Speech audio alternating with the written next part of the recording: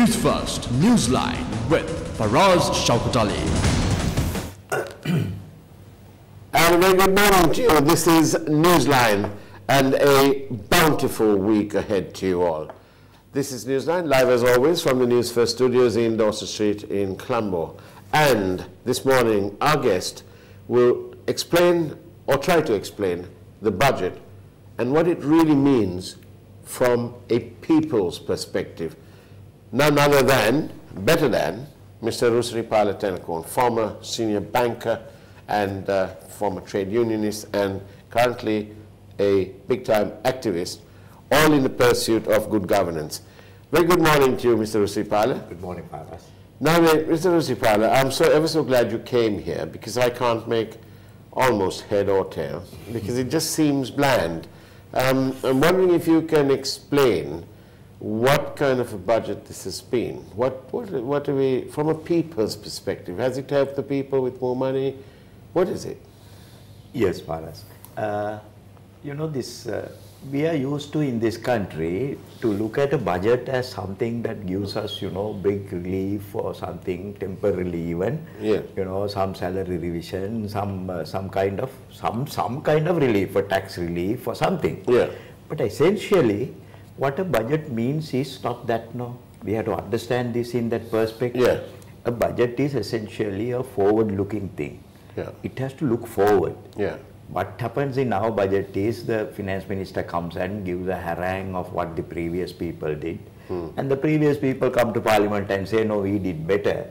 This is a competition like to show the people who is doing better than the other. It is not budgeting. Yeah. I mean, a budget should be really a forward-looking thing, which covers the policy plan, how the funding takes place with state funds to support a policy plan of the government to take the country forward. So, I mean, in that perspective, yeah, all what we are used to look at as a budget is entirely different. Right. This has become a debating forum where you talk about your things, your achievements, as against the achievements of the other. We never even take care to review where we have fallen short.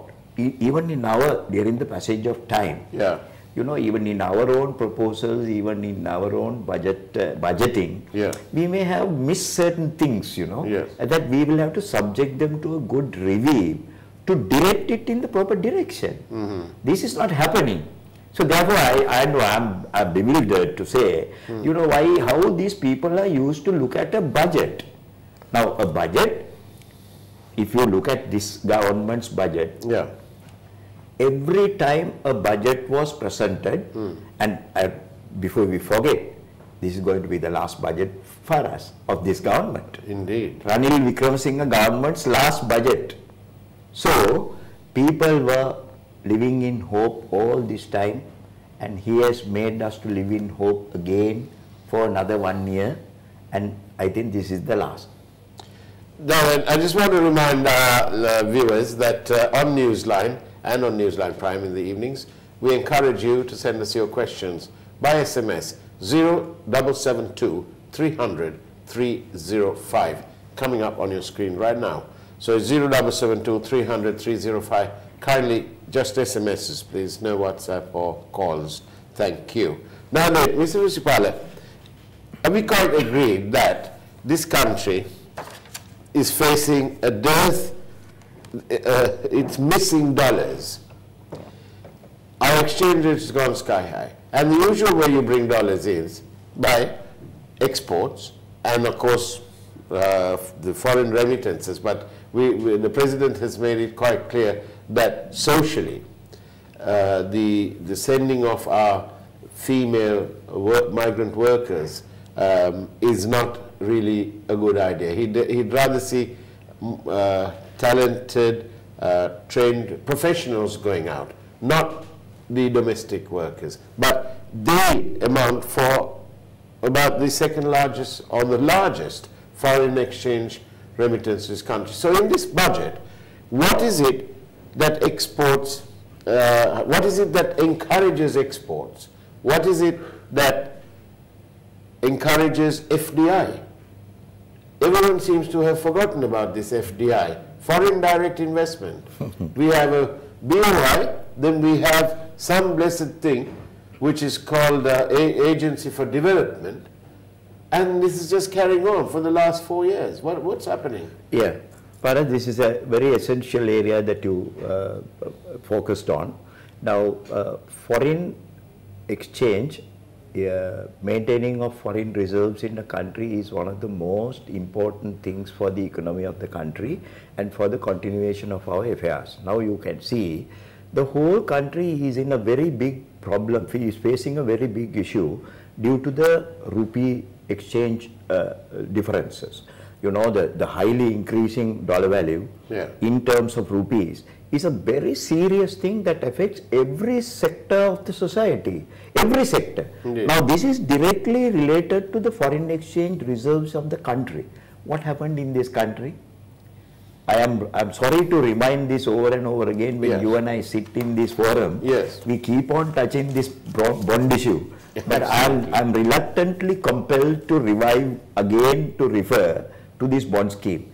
Immediately after the 27th February 2015 bond scam, $389 million worth of foreign exchange were withdrawn by the foreign investors. Back in 2015. Yes. Immediately following the bond scam.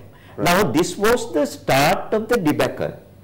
The people who are controlling the economy have miserably failed to secure a setup where the foreign exchange, as you say, situation of the country is strengthened. Indeed. FDI, you know, FDI is just a talk today. It's a talk shop statement. You talk about FDIs, you talk about investment. You talk about FDIs, you talk about Volkswagen. Oh, you talk about very big things which never materialize. And, you know, but instead, if there was a proper and a specific plan, in the sense of a plan, now there is a difference between a statement and a plan, no, Faraz? Yeah. A plan. Absolutely. Now, what we have experienced in this country is, on the 5th of November 2015, just before the budget was presented to Parliament by the new government, by the new government of Ranil Wickremesinghe, firstly they submitted the interim budget in the 100-day program. Indeed. Because already the budget has been put forward by Mahinda Rajapaksa that for that period. But they submitted the interim budget. Right. Then their budget proper came on the 20th of November. Just preceding the budget, Mr. Ranil Wickremesinghe announced the beautiful package of reforms. Which took us completely in surprise to see where we are going. I mean, this country was heading for a very, very prosperous situation. Here it is, the economic policy package. Right. The economic policy package as announced by the Prime Minister. Now this embodies so many important aspects that may I just read a few points? Please do. We're quoting from the Daily Mirror of 6th of November 2015. I'll just quickly just show you that. Right? That's the one I'm quoting from. The key points of the Prime Minister's policy statement: generation of 1 million jobs, increase people's income levels, revive the rural economy, land ownership for middle class, estate workers and public sector employees, create a strong and wider middle class, competitive exchange rate to develop export sector. All right. Budget of 3.5% of GDP by 2020. Now this is what I'm quoting from, right? This is from the Prime Minister's policy statement of the 6th of November 2015. In the 5th of November. The 5th of November, sorry. Now then, November 6, 2015, the Mirror business page. The first line there is the generation of 1 million jobs. I beg to differ. I'm asking you, Mr. Rusiripala, that in the public sector alone, in 2015, 2017, the figure actually came down, 440,000 less jobs than they were. Yeah. And yet the Prime Minister is talking about on the 6th of November 2015 about creating 1 million jobs. Yeah. Almost 4 years later into power, is he still, oh, minus 52 days, all right. Is he still creating 1 million jobs? Yeah.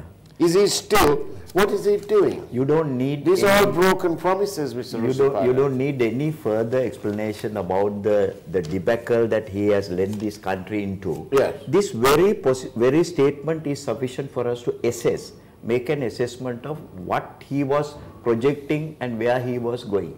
Now, if he keeps on telling year after year that he has to provide 1 million jobs, yeah, irrespective of the falling down of the figures, even in the existing statistics, yeah, you know, that shows that he is taking the country on a upper garden path.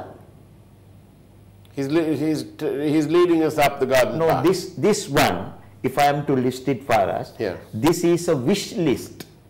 A wish list and a plan are two different things. Unfortunately, yeah, to date, we have not had a specific plan for economic development in this country by the Ranil Wickremesinghe government, because a plan is a thing which has to have so many relevant factors. Right? It needs substance. No, it has to have a target. Yes. It has to look into the resources. Yeah. It has to have a review program. It has to have a mechanism. It has to have, you know, you have to look back and see, correct it in the direction. So only a committee is not enough? These are statements, mere wish lists, which he has been repeatedly. You mentioned about, you elaborated on my point about this November statement. That's right. 2 further statements were made by him in Parliament just before the budgets were presented. Right. Another one on the 27th of October 2016. Yes. Another one on the 20th of October 2017. Right. Then his Vision 2025 statement, which cost us nearly $3 million Yes. to have it done at the HCID in the Howard University. Yes. And brought here. And then that cost us about $3 million. That was presented in September 2017. Right. Now, here is a budget done by Mr. Mangala Samaraveera, Yeah. which has no reference whatsoever Yeah. to any of these policy thinking, I should say. Yeah. They are not policy plans. Yeah. These policy statements Yeah. made by the Prime Minister or included in his vision plans. Yes. So this country must look at this seriously for us, because Indeed. how long have they taken us in this forum, in this way? Now, I just want to say something, Mr. Rusiripala, since you are talking about all these statements of the Prime Minister. I refer our viewers and you to October 19, 2017, and coming up on your screens is the headlines from the Daily News. That's from October 19th, 2017. It says there, all debts to be settled by end of 2018. That's not me saying this, that's what it said in the Daily News. Yeah. And Saman Mali Priyashanti is quoting the Prime Minister. Yes, yes. Ranil Wickremesinghe. And this is in the government paper. It is in the government paper. It's not in any other paper. So this very clearly shows for us, this talk about this debt trap and this getting involved in debts and then his inability to overcome this difficulty, Yes. are all statements which are meaningless. Yes. You know, a government is not there to keep on complaining about the previous government, no? Why should we have a government to be complaining all the time? Yes, why do they do that? They do that because of their own inefficiency, inability to perform. When they can't, they start blaming. Now they are talking about a 52-day period. Yeah.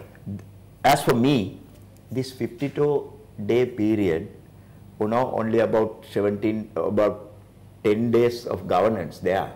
The rest, they were restricted. although there were 52 days, Yeah. they were restricted from doing anything. Yes. The people who were put into those positions. Yes. So they were, virtually were in place for about 10 days. Right. They were prevented by court order not to do anything. Correct. So therefore this reference to 52 is wrong. Yes. But this is a period for me where we saw the worst foreign intervention in the internal affairs of this country. The worst calamity caused as a result of the hurried 19th Amendment to the Constitution. The inability of the judiciary to determine in one shot as to which is correct, which is constitutional, which is unconstitutional. They have led the country to such a confused situation, and what we saw during the 52 days was that. Do you think that we are being engulfed in a growing authoritarianism? I'm sorry to use that word because that was the word that Navi Pillay, when she was heading the United Nations human rights bit, used in a different era, in a different age. And I only say that because one of the viewers is just sending me a message saying the case against Ranil Wickremesinghe is postponed till May. In May, it will be further postponed. It's not a Sumanadasa, it is the expectation of the public that this case will never get heard. Yeah, we're not trying to discuss court proceedings, but I'm just trying to say that this is the perception of the public. I'm not surprised, Faraz, going back again to that prohibited area of the bond scam. The terms of reference given by the President in appointing the Commission of Inquiry for the bond scam specifically says any authority, any official who has contributed in any manner to result in a loss to the government coffers should be dealt with. Now tell me, Faraz, with your vast knowledge about this bond thing, you have become an expert. You please tell me, who is behind the bond scam? Well, you know, I've always, it doesn't really matter what I think, but the other day we had Vidru Wickremesinghe. We've had a steady stream of politicians and bureaucrats and retired officials. Mr. Rusiripala, we've had the retired Deputy Governor of the Central Bank, Dr. Vijay Wadana, on the program. We've had Chandra Jayaratne. We've had a steady stream of people. They can't all be wrong. But at the end of the day, Vidru Wickremesinghe, Vasudeva Nanayakkara too. Vasudeva Nanayakkara said, in response to a question, he said, he is a liar. Vidru Wickremesinghe said, just the other day, and you can see it again and again and again on YouTube, he said, the mastermind is Ranil Wickremesinghe. No, you see now, how did it end up? Was he in any way reprimanded in the commission report? No. Was he even asked to explain, even in the parliament, for the wrongful statement he made on the 17th of March, exculpating the culprit? Exactly. Was he asked to even give an explanation to parliament in keeping with traditions and ethics of parliament, good governance? He didn't do that. So therefore, we can't expect, you know, people who are responsible are getting away. Now, you know, honestly, Mr. Rusiripala, I'd like to play that card from the Daily News from October 2017. Can we have that on the screen again, the card, right? And there you go. I'm playing this again because quite often I am told that I am being very partial. But I'm afraid that there is no agenda, but there is an objective. And the objective is to rid this country of corrupt and patently so leadership. That's what I'm talking about. You're very economic with your truth, Faraz. With my words. We are compelled to do that because, you know, of your positions and the place where you are working for. Yeah. I think. But we say it the way we see it. We have to take the truth. But we say it the way we see it. I know. Unfortunately, this statement, we need anything else in this country to make an assessment of the veracity of the statements of the people who are in authority in this country? He's always talking, his entire government side is talking about the past accumulated debt position. And he announces to the country that by 2018, he is in a position having entire control of the government with the CCEM and the economy and central bank and everything under him. He tells the country that by 2018, I will entirely relieve the country of this debt burden by 2018. Today, we are stepped into 2019 for us. Yes. Still, these people are talking about a debt burden now. Still. What are they doing? Should they be there or should they get out and go? Is it a farewell budget? This is a farewell budget. I must say, we must bid them farewell with this budget. The last budget, meaningless budget, having not delivered anything to the country after all the statements. He said, in 31st March 2017, economic delivery program to fast track the economy. And that cost us $3 million. How has he fast tracked the economy? He expected the debt to come down by 2018. Correctly, he could have, because the country's position was that. But by his own doings, the doings of his own government, they have failed to achieve this. They have become more indebted than what their previous people. And recently, the central bank, I think it was on Friday, they announced that they had borrowed in US dollars 2.4 billion with a B, 2,400 million United States dollars on the overseas markets. This is just to replenish the foreign exchange situation for us. Absolutely. And I'd just like to point out the difference.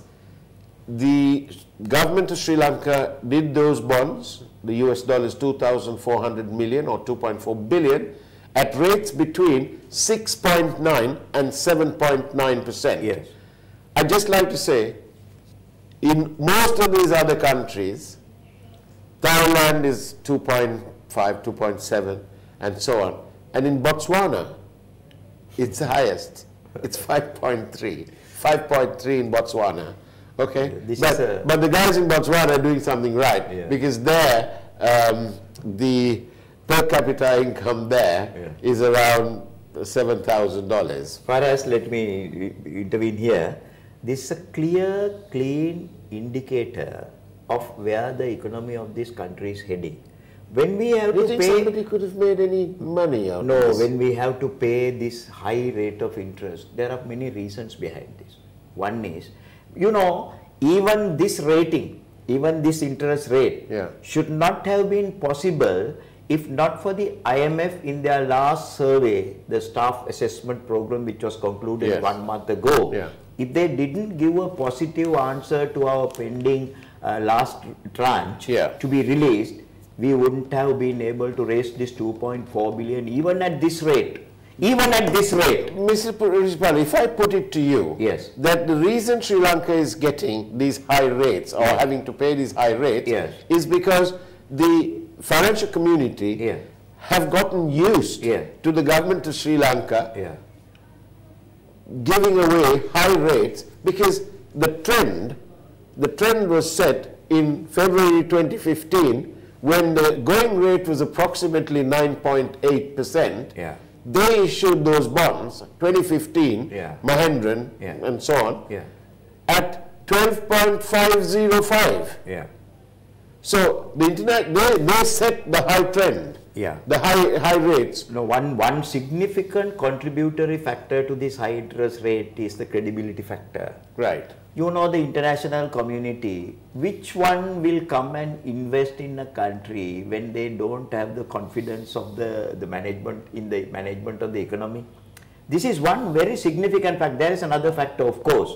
The interest rates in the United States has gone up, and that would have adjusted the figure by about, say, 1 or 1.5 decimals. Yeah. But then to this extent, the reflection is, it is the management of the economy, it is the wrongful governance of Ranil Wickremesinghe government that makes us pay this 7.5 interest rate. But don't forget, this is the same people when they were in the opposition, they went and demonstrated outside the Hong Kong Shanghai Bank. Absolutely. When that government at that time desperately needed to fight a war. $500 million To fight a war. Exactly. And To buy ammunition.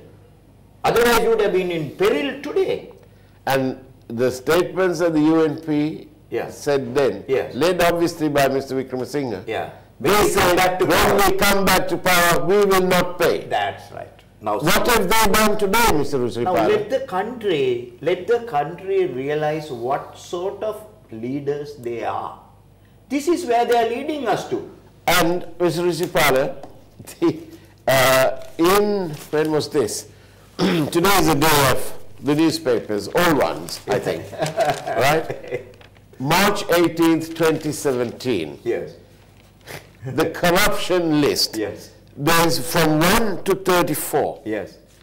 I'll just say very quickly. Central Bank bonds scam, Central Highway Project, Outer Circular Highway Project, Sri Lanka Airlines cancellation of order compensation, the supply of coal and the removal of the chairman of Lanka Coal, the contentious issues regarding contracts at the water board, the hiring of 500 staff by the water board without being very partial to one particular community, the appointment of the CEO of ICTA, the signing of MOU with a company newly formed and therefore without any demonstrable expertise in the ICT sector, the poor performance of the SEC in terms of investigations, the slow progress on matters of corruption and accountability in terms of members of the previous government, the inordinate delay in the holding of local elections. 18 months later, we're still waiting, the provincial ones, the awarding of contracts and or tenders to members of the family of cabinet ministers, the Volkswagen transaction, the Wilpattu land grab matter, the uniform material and the voucher saga, the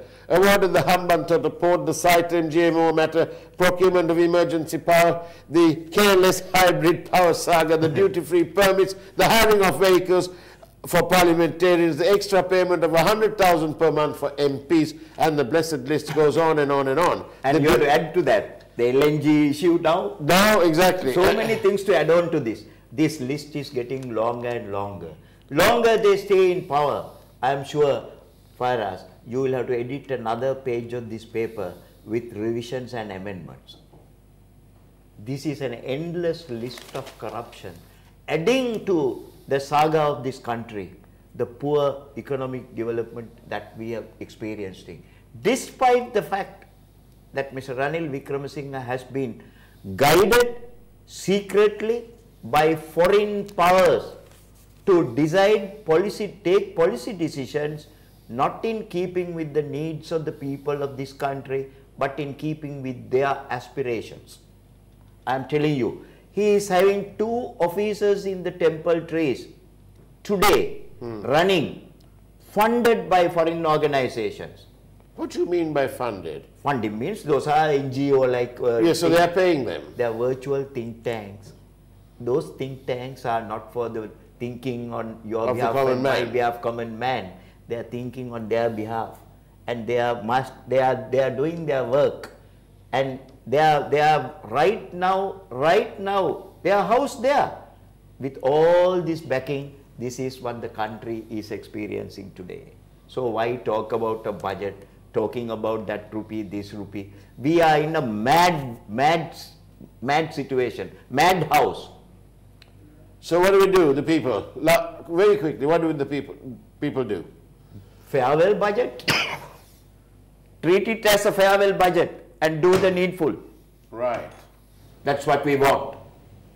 Treat it as a farewell budget, do that and wait. Yes. And then do the needful at the right time. And do the needful. Think of the March the 12th declaration. Yes. Think before you vote. Rusiripala Faraz, thank you very much. It's been a great pleasure having you on the program. Yes. And that's about it from Newsline. That's the way it was here. Take care. Have a boundlessly wonderful week ahead. God bless.